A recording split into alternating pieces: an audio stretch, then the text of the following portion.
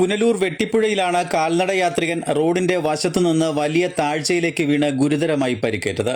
പുനലൂർ കോമളംകുന്ന് സ്വദേശി രാജനാണ് അപകടത്തിൽപ്പെട്ടത്.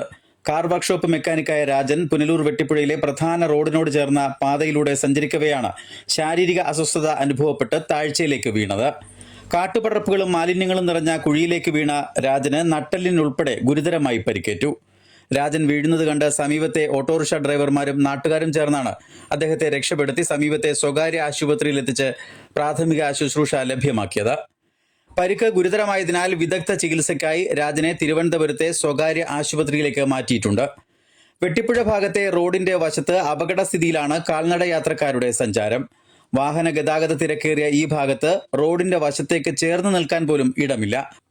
ഇവിടെ സുരക്ഷാ വേലികളില്ലാത്തതാണ് വാഹനയാത്രക്കാർക്കും കാൽനട യാത്രക്കാർക്കും ഒരുപോലെ ഭീഷണിയാകുന്നത്.